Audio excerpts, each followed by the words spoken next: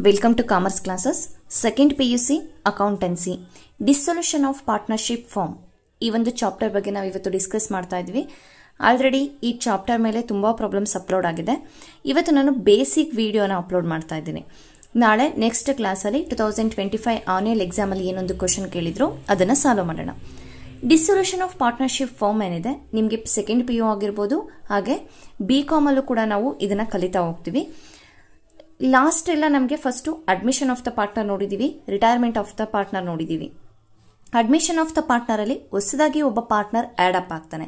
For example A and B partners ಇರ್ತಾರೆ, ಹೊಸದಾಗಿ C ಅನ್ನೋ ಒಬ್ಬ ಪಾರ್ಟ್ನರ್ ಸೇರ್ಕೊಳ್ತಾನೆ, ಅಡ್ಮಿಟ್ ಆಗ್ತಾನೆ. ಅದರಲ್ಲಿ ಏನೇನಾಗುತ್ತೆ, ನಾವು ಹೊಸದಾಗಿ ರಿವ್ಯಾಲ್ಯೂಯೇಷನ್ ಅಕೌಂಟ್ ಮಾಡೋದಾಗಿರ್ಬೋದು, ಹಾಗೆಯೇ partners capital account and balance ಶೀಟನ್ನು ನೋಡಿದ್ವಿ. ಹಾಗೆ ರಿಟೈರ್ಮೆಂಟಲ್ಲೂ ಅಷ್ಟೇ, for example A, B, C 3 ಜನ ಪಾರ್ಟ್ನರ್ ಇರ್ತಾರೆ, ಅದರಲ್ಲಿ ಒಬ್ಬ ಪಾರ್ಟ್ನರ್ ಏನಾದರೂ ರಿಟೈರ್ಮೆಂಟ್ ತಗೊಂಡಾಗ ಯಾವ ರೀತಿ ಚೇಂಜಸ್ ಆಗುತ್ತೆ. ಇಲ್ಲಿ ಡಿಸೊಲ್ಯೂಷನ್ ಆಫ್ ಪಾರ್ಟ್ನರ್ಶಿಪ್ ಫಾರ್ಮ್ ಅಂದರೆ ಕಂಪ್ಲೀಟ್ ಆಗಿ ಫಾರ್ಮೇ ಕ್ಲೋಸ್ ಆಗೋಗ್ತಾ ಇದೆ, ಅಂದರೆ ಅಕೌಂಟ್ಸನ್ನು ಕಂಪ್ಲೀಟ್ ಆಗಿ ಕ್ಲೋಸ್ ಮಾಡ್ತಾ ಇದ್ದಾರೆ. ನೆಕ್ಸ್ಟು ಆ ಫಾರ್ಮ್ ಆನಲ್ಲಿ ನಡೆಯೋದಿಲ್ಲ, ಅದನ್ನು ನಾವು ಡಿಸೊಲ್ಯೂಷನ್ ಆಫ್ ಪಾರ್ಟ್ನರ್ಶಿಪ್ ಫಾರ್ಮ್ ಅಂತ ಹೇಳ್ತೀವಿ. ನಾವು ಪ್ರಾಬ್ಲಮ್ನ ಸಾಲ್ವ್ ಮಾಡೋದಕ್ಕೂ ಮುಂಚೆ ನಮಗೆ ಬೇಸಿಕ್ ಆಗಿ ಡಿಸೊಲ್ಯೂಷನ್ ಆಫ್ ಪಾರ್ಟ್ನರ್ಶಿಪ್ ಫಾರ್ಮ್ ಅಂದರೆ ಏನು ಅಂತ ಗೊತ್ತಿರಬೇಕಾಗುತ್ತೆ. ಹಾಗೆಯೇ ಫಾರ್ಮೇಟ್ ಯಾವ ರೀತಿ ಇರುತ್ತೆ, ಒಂದು realization account, partners capital account and bank account format ಯಾವ ರೀತಿ ಇರುತ್ತೆ ಅನ್ನೋದು ಕೂಡ ಗೊತ್ತಿರಬೇಕಾಗುತ್ತೆ. ಇಲ್ಲಿ ಫಸ್ಟ್ ನಾವು meaning of dissolution of partnership ಅನ್ನು ನೋಡೋಣ. ಡಿಸೊಲ್ಯೂಷನ್ ಆಫ್ ಪಾರ್ಟ್ನರ್ಶಿಪ್ಪೇ ಬೇರೆ, ಡಿಸೊಲ್ಯೂಷನ್ ಆಫ್ ಪಾರ್ಟ್ನರ್ಶಿಪ್ ಫಾರ್ಮೇ ಬೇರೆ. Okay, dissolution partnership means some of the partners terminated their connection with the firm and remaining partners continue the business of the firm's name under an agreement. Partnership ಅಂತ ಹೇಳಿದ್ರೆ ಇಲ್ಲಿ partnership cut ಆಗ್ತದೆ, but form ಏನಾಗಿದೆ ಹಾಗೇ ಇದೆ. ಅದು ಅಕೌಂಟ್ಸನ್ನು ನಾವು close ಮಾಡ್ತಾ ಇಲ್ಲ, ಆ ಫಾರ್ಮ್ ಹಾಗೇ ಇರುತ್ತೆ. ಪಾರ್ಟ್ನರ್ಶಿಪ್ ಮಾತ್ರ ಇಲ್ಲಿ ಏನಾಗ್ತಿರೋದು, ಟರ್ಮಿನೇಟ್ ಆಗ್ತಾ ಇರೋವಂಥದ್ದು. ಒಂದಿಷ್ಟು ಪಾರ್ಟ್ನರ್ಸು ಹೋಗ್ತಾ ಇದ್ದಾರೆ, ಬಟ್ ಒಂದು ಯಾವ ಹೆಸರಲ್ಲಿ ಒಂದು ಫಾರ್ಮ್ ಸ್ಟಾರ್ಟ್ ಆಗಿರುತ್ತೆ ಆ ಫಾರ್ಮ್ ಹಾಗೇ ಇರುತ್ತೆ. ಇದನ್ನು ನಾವು ಡಿಸೊಲ್ಯೂಷನ್ ಆಫ್ ಪಾರ್ಟ್ನರ್ಶಿಪ್ ಅಂತ ಹೇಳ್ತೀವಿ. Meaning of dissolution of partnership form ಅಂದರೆ ಡಿಸೊಲ್ಯೂಷನ್ ಆಫ್ ಪಾರ್ಟ್ನರ್ಶಿಪ್ ಫಾರ್ಮ್ ಅಂದರೆ ಏನು? All the partners of the firm cut off their connections with the firm and the business of the firm is closed down. ಅಂದರೆ complete ಆಗಿ ಏನಾಗ್ತದೆ, partners business ಜೊತೆ ಇರೋ connection ಅನ್ನು cut ಮಾಡ್ಕೊಳ್ತಾ ಇದ್ದಾರೆ, ಫರ್ಮು ಕೂಡ ಕಂಪ್ಲೀಟ್ ಆಗಿ ಕ್ಲೋಸ್ ಆಗ್ತಾ ಇದೆ. ಇದನ್ನು ನಾವು ಡಿಸೊಲ್ಯೂಷನ್ ಆಫ್ ಪಾರ್ಟ್ನರ್ಶಿಪ್ ಫಾರ್ಮ್ ಅಂತ ಹೇಳ್ತೀವಿ. ಇದನ್ನೇ ನಾವು ಈ ಚಾಪ್ಟರ್ ಅಲ್ಲಿ ಕಲಿತಾ ಹೋಗೋದು. ಕಂಪ್ಲೀಟ್ ಆಗಿ ಫಾರ್ಮ್ ಕ್ಲೋಸ್ ಆದಾಗ ನಮ್ಮ ಹತ್ರ ಇರೋ ಎಲ್ಲ ಅಸೆಟ್ಸನ್ನು ಕೂಡ ನಾವು ಸೇಲ್ ಮಾಡ್ತೀವಿ. ಹಾಗೆ ಏನು ಲಯಬಿಲಿಟೀಸ್ ಇರುತ್ತೆ, ಯಾರ್ಯಾರಿಗೆಲ್ಲ ಏನೇನು ಕೊಡಬೇಕಾಗಿರುತ್ತೆ ಅದೆಲ್ಲದೂ ಕೂಡ ನಾವು ಪೇಮೆಂಟನ್ನು ಕೊಡ್ತೀವಿ. ಇದನ್ನು ನಾವು ರಿಯಲೈಸೇಷನ್ ಅಕೌಂಟಲ್ಲಿ ನೋಡ್ತೀವಿ. ಹಾಗೆ ಪಾರ್ಟ್ನರ್ಸ್ ಕ್ಯಾಪಿಟಲ್ ಅಕೌಂಟಲ್ಲಿ ಪಾರ್ಟ್ನರ್ಸ್ಗೆ ಏನೇನು ಬರಬೇಕು ಅದನ್ನು ನೋಡ್ತಾ ಹೋಗ್ತೀವಿ. ಹಾಗೆ ಬ್ಯಾಂಕ್ ಅಕೌಂಟ್ ಫೈನಲ್ ಸೆಟಲ್ಮೆಂಟ್ ಏನಿರುತ್ತೆ ಅದನ್ನು ನಾವು ಬ್ಯಾಂಕ್ ಅಕೌಂಟಲ್ಲಿ ತೋರಿಸ್ತೀವಿ. ಇದು ನಾವು ಡಿಸೊಲ್ಯೂಷನ್ ಆಫ್ ಪಾರ್ಟ್ನರ್ಶಿಪ್ ಫಾರ್ಮ್ ಅಂತ ಹೇಳೋದು. Differences between dissolution of partnership and dissolution of partnership firm. Partnership ಏನಾಗಿದೆ, the business of the firm is not terminated. ಇಲ್ಲಿ ಫಾರ್ಮ್ ಟರ್ಮಿನೇಟ್ ಆಗ್ತಾ ಇಲ್ಲ, ಬರೀ ಪಾರ್ಟ್ನರ್ಸ್ ಮಾತ್ರ ಆಗ್ತಿರೋಂಥದ್ದು. But dissolution of partnership firm ಅಲ್ಲಿ ಟೋಟಲ್ ಆಗಿ ಫಾರ್ಮೇ ಏನಾಗ್ತದೆ, ಕ್ಲೋಸ್ ಆಗ್ತಾ ಇದೆ, ಟರ್ಮಿನೇಟೆಡ್ ಆಗ್ತಾ ಇದೆ. Next, the books of accounts is not closed. ಆ ಒಂದು ಫಾರ್ಮ್ ಮೇಲೆ ಇರುವಂತಹ ಅಕೌಂಟ್ಸ್ ಇಲ್ಲಿ ಕಂಪ್ಲೀಟ್ ಆಗಿ ಕ್ಲೋಸ್ ಆಗೋದಿಲ್ಲ, ಪಾರ್ಟ್ನರ್ಶಿಪ್ ಮಾತ್ರ ಕ್ಲೋಸ್ ಆಗ್ತಾ ಇರೋದು. ಡಿಸೊಲ್ಯೂಷನ್ ಆಫ್ ಪಾರ್ಟ್ನರ್ಶಿಪ್ ಫಾರ್ಮ್ ಅಲ್ಲಿ ಇಡೀ ಒಂದು ಅಕೌಂಟೇ ಕ್ಲೋಸ್ ಆಗುತ್ತೆ, ಫಾರ್ಮೇ ಕ್ಲೋಸ್ ಆಗೋಗ್ತಾ ಇದೆ. The books of accounts are closed. Next, assets and liabilities are revalued and new balance sheet is drawn. Dissolution partnership ಅಲ್ಲಿ ಏನಾಗುತ್ತೆ, ಒಂದು ಅಸೆಟ್ಸ್ ಅಂಡ್ ಲಯಬಿಲಿಟೀಸ್ನ ರಿವ್ಯಾಲ್ಯೂ ಮಾಡ್ತಾರೆ. ವ್ಯಾಲ್ಯೂ ಎಷ್ಟಿದೆ, ವ್ಯಾಲ್ಯೂ ಚೇಂಜಸ್ ಆಗಿರುತ್ತೆ. ಹಾಗೆ ಹೊಸದಾಗಿ ಬ್ಯಾಲೆನ್ಸ್ ಶೀಟನ್ನು ಪ್ರಿಪೇರ್ ಮಾಡ್ತಾರೆ. But dissolution of partnership firm ಅಲ್ಲಿ assets are sold, liabilities are paid off. ಅಸೆಟ್ಸ್ನೆಲ್ಲ ಸೇಲ್ ಮಾಡ್ತಾರೆ, ಲಯಬಿಲಿಟೀಸ್ನೆಲ್ಲ ಪೇಮೆಂಟ್ ಮಾಡ್ತಾರೆ. ಇಲ್ಲಿ ಯಾವುದೇ ಹೊಸದಾಗಿ ಬ್ಯಾಲೆನ್ಸ್ ಶೀಟನ್ನು ಪ್ರಿಪೇರ್ ಮಾಡೋದಿಲ್ಲ.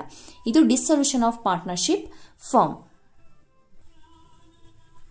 ರಿಯಲೈಸೇಷನ್ ಅಕೌಂಟ್ ನಾವು ನೋಡಿದ್ವಿ. ರಿಯಲೈಸೇಷನ್ ಅಕೌಂಟಲ್ಲಿ ನಾವೇನು ಮಾಡ್ತೀವಿ, ಎಲ್ಲ ಅಸೆಟ್ಸನ್ನು ಕೂಡ ಸೇಲ್ ಮಾಡ್ತೀವಿ. ಹಾಗೆ ಲಯಬಿಲಿಟೀಸ್ ಪೇ ಆಗೋದಿದ್ರೆ ಪೇ ಮಾಡ್ತೀವಿ. ರಿಯಲೈಸೇಷನ್ ಅಕೌಂಟ್ ಅಂದರೆ ಏನು? Realization account is an account prepared at the time of dissolution of the firm to ascertain the profit or loss on the realization of asset and payment of liabilities. Assets ಅನ್ನ sale ಮಾಡಿ liabilities ನ pay ಮಾಡಿದ್ಮೇಲೆ ಅಲ್ಲಿ ಒಂದು profit ಆಯ್ತಾ ಅಥವಾ loss ಆಯ್ತಾ ಅಂತ ಫೈಂಡ್ ಔಟ್ ಮಾಡೋದಕ್ಕೆ ನಾವು ಡಿಸೊಲ್ಯೂಷನ್ ಆಫ್ ಪಾರ್ಟ್ನರ್ಶಿಪ್ ಒಂದು ಫಾರ್ಮ್ ಅನ್ನ ಕ್ಲೋಸ್ ಮಾಡುವ ಸಂದರ್ಭದಲ್ಲಿ ಇದನ್ನ ಕ್ರಿಯೇಟ್ ಮಾಡ್ತೀವಿ, ರಿಯಲೈಸೇಷನ್ ಅಕೌಂಟ್. ಇದು 1 ಮಾರ್ಕ್ಸಿಗೆ ಕೂಡ ಕೇಳ್ತಾರೆ, ಯಾವ ಟೈಮಲ್ಲಿ ಪ್ರಿಪೇರ್ ಮಾಡ್ತೀವಿ ಅಂತ. At the time of dissolution of the form, realization ಅಕೌಂಟನ್ನು. ಹಾಗೆ ರಿಯಲೈಸೇಷನ್ ಅಕೌಂಟ್ ಮೀನಿಂಗ್ ಅಂತ ಕೇಳಿದರೆ ಇದನ್ನು ಬರೀಬೇಕಾಗುತ್ತೆ. ನೆಕ್ಸ್ಟು ಈ ರಿಯಲೈಸೇಷನ್ ಅಕೌಂಟನ್ನು ನಾವು ಒಂದು ಫಾರ್ಮೇಟ್ ಏನಿದೆ, ಈ ಫಾರ್ಮೇಟನ್ನು ನೋಡ್ಕೊಂಡಾಗ ಇದ್ರ ಮೇಲೆ ನಮಗೆ ಪ್ರಾಬ್ಲಮ್ ಮಾಡೋದಕ್ಕೂ ಕೂಡ ಈ ಫಾರ್ಮೇಟ್ ಬೇಕೇ ಬೇಕು. ಹಾಗೆಯೇ 2 ಮಾರ್ಕ್ಸಿಗೆ ಕ್ವಶನ್ಸಲ್ಲಿ ಇಲ್ಲ 1 ಮಾರ್ಕ್ಸ್ ಕ್ವಶನಲ್ಲಿ ಎಂಟ್ರೀಸ್ ಕೇಳ್ತಾರೆ, ಜರ್ನಲ್ ಎಂಟ್ರಿ. ಅಂದರೆ ಅಸೆಟ್ಸನ್ನು ಒಬ್ಬ ಪಾರ್ಟ್ನರ್ ತೊಗೊಂಡೋದ್ರೆ ಏನು ಜರ್ನಲ್ ಎಂಟ್ರಿ ಬರುತ್ತೆ, ಇಲ್ಲ ಲೈಬಿಲಿಟೀಸ್ನ ತೊಗೊಂಡೋದ್ರೆ ಏನು ಬರುತ್ತೆ, ಇಲ್ಲ ಪ್ರಾಫಿಟ್ ಆದರೆ ಏನು, ಲಾಸ್ ಆದರೆ ಏನು, ಯಾವ ರೀತಿ ಕ್ಲೋಸ್ ಮಾಡ್ತೀವಿ, ಇದು ಯಾವುದೇ ಕ್ವಶನ್ಸ್ ಕೇಳಿದ್ರು ಕೂಡ ಇದೊಂದು ಫಾರ್ಮೇಟ್ ನಮಗೆ ಗೊತ್ತಿದ್ರೆ ನಾವು ಅದಕ್ಕೆ ಆನ್ಸರ್ ಮಾಡ್ಬೋದು. Format of realisation account 4 columns ಬರುತ್ತೆ.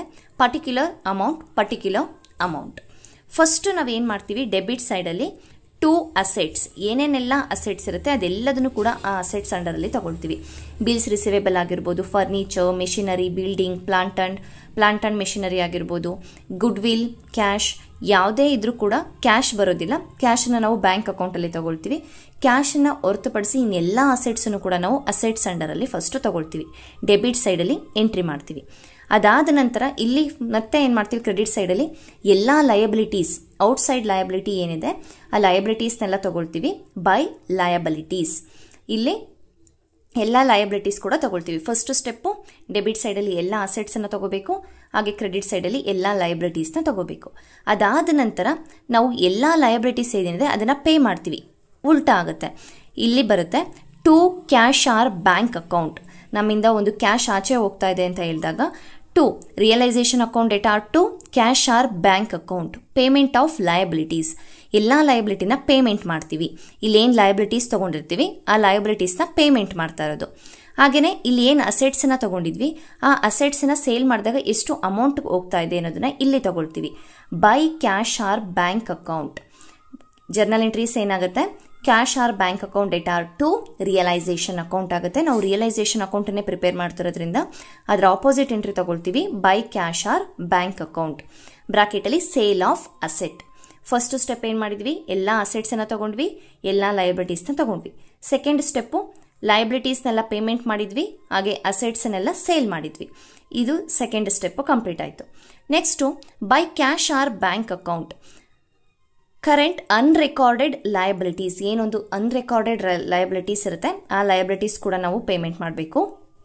ಹಾಗೆಯೇ 2 ಪಾರ್ಟ್ನರ್ಸ್ ಕ್ಯಾಪಿಟಲ್ ಅಕೌಂಟ್. ಯಾವುದಾದ್ರೂ ಲಯಬಿಲಿಟೀಸ್ನ ಪಾರ್ಟ್ನರ್ ತೊಗೊಂಡೋಗ್ತಾ ಇದ್ದಾರೆ ಅಂತ ಹೇಳಿದಾಗ ಅದನ್ನು ನಾವು ಡೆಬಿಟ್ ಸೈಡಲ್ಲಿ ತೋರಿಸ್ತೀವಿ.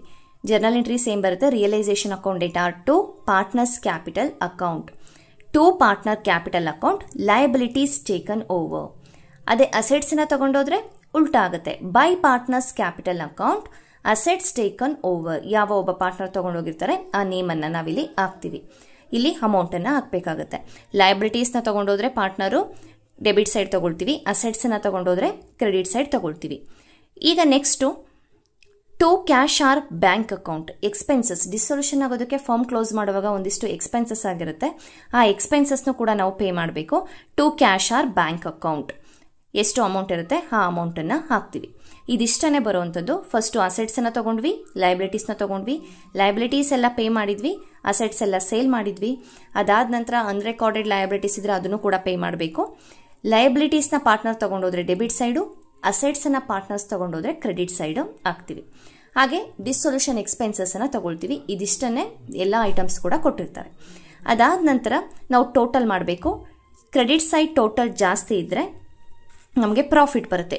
2 ಪಾರ್ಟ್ನರ್ಸ್ ಕ್ಯಾಪಿಟಲ್ ಅಕೌಂಟ್ ಪ್ರಾಫಿಟ್, ಅದನ್ನು ಪಾರ್ಟ್ನರ್ಸ್ಗೆ ಡಿಸ್ಟ್ರಿಬ್ಯೂಟ್ ಮಾಡೋದು. ಡೆಬಿಟ್ ಸೈಡ್ ಟೋಟಲ್ ಜಾಸ್ತಿ ಇದ್ರೆ ಲಾಸ್ ಬರುತ್ತೆ, by partners capital account loss. ಇಲ್ಲಿ ಯಾವ ಪಾರ್ಟ್ನರ್ಸ್ ಇರ್ತಾರೆ, ಫಾರ್ ಎಕ್ಸಾಂಪಲ್ ABC ಇದ್ರೆ ABC ಅವರಿಗೆ ಅಮೌಂಟನ್ನು ಡಿಸ್ಟ್ರಿಬ್ಯೂಟ್ ಮಾಡಬೇಕಾಗುತ್ತೆ. ರೇಷಿಯೋನ ಕ್ವಶನ್ನಲ್ಲೇ ಕೊಟ್ಟಿರ್ತಾರೆ. ಇದಿಷ್ಟು ನಿಮಗೆ ರಿಯಲೈಸೇಷನ್ ಅಕೌಂಟ್ ಫಾರ್ಮೇಟ್ ಆಗಿರುತ್ತೆ. ನೆಕ್ಸ್ಟ್ ವಿಡಿಯೋದಲ್ಲಿ ನಾವು ಒಂದು ಕ್ವಶನ್ ಪೇಪರ್ ಪ್ರಾಬ್ಲಮ್ 2025 ಏನು ಕೇಳಿದ್ರು ಆ ಪ್ರಾಬ್ಲಮ್ನ ಸಾಲ್ವ್ ಮಾಡಿಸ್ತೀನಿ. ಆಗ ನಿಮಗೆ ಎಲ್ಲದೂ ಕೂಡ ಈಸಿಯಾಗಿ ಗೊತ್ತಾಗ್ತಾ ಹೋಗುತ್ತೆ. ಈ ಫಾರ್ಮೇಟ್ ಏನಿದೆ ಈ ಫಾರ್ಮೇಟ್ ಗೊತ್ತಿದ್ರೆ ನೆಕ್ಸ್ಟ್ ಸ್ಟೆಪ್ ನಾವು ಈಸಿಯಾಗಿ ಸಾಲ್ವ್ ಮಾಡ್ಬೋದು. ಹಾಗೆ ಪಾರ್ಟ್ನರ್ಸ್ ಕ್ಯಾಪಿಟಲ್ ಅಕೌಂಟ್ ಏನಿದೆ ಇದು ಅಡ್ಮಿಷನ್ನು ಹಾಗೆ ರಿಟೈರ್ಮೆಂಟಲ್ಲಿ ಏನು ನೋಡಿರ್ತೀವಿ ಸೇಮ್ ಆಸ್ ಇಟ್ ಈಸ್ ಆಗೇ ಇರುತ್ತೆ. ಬ್ಯಾಂಕ್ ಅಕೌಂಟೂ ಅಷ್ಟೇ. ಇಲ್ಲಿ ಏನೇನೆಲ್ಲ ಬ್ಯಾಂಕ್ ಅಂತ ಎಲ್ಲಿ ಕ್ಯಾಶ್ ಅಂತ ಬಂದಿದೆ ಅದರ ಆಪೋಸಿಟ್ ಎಂಟ್ರಿನ ನಾವು ಬ್ಯಾಂಕ್ ಅಕೌಂಟಿಗೆ ಎಂಟ್ರಿ ಮಾಡ್ತಾ ಹೋಗ್ತೀವಿ. ಇದ್ರ PDF ಅನ್ನು ಟೆಲಿಗ್ರಾಮ್ ಚಾನಲಲ್ಲಿ ಇದ್ರ PDF ಅನ್ನು ಹಾಕಿರ್ತೀವಿ. ಆ ನಿಮಗೆ ಬೇಕು ಅಂತ ಹೇಳಿದ್ರೆ ಟೆಲಿಗ್ರಾಮ್ ಚಾನಲ್ ಲಿಂಕನ್ನು ನಾನು ಕಮೆಂಟ್ ಸೆಕ್ಷನಲ್ಲಿ ಕೊಟ್ಟಿರ್ತೇನೆ. Thank you.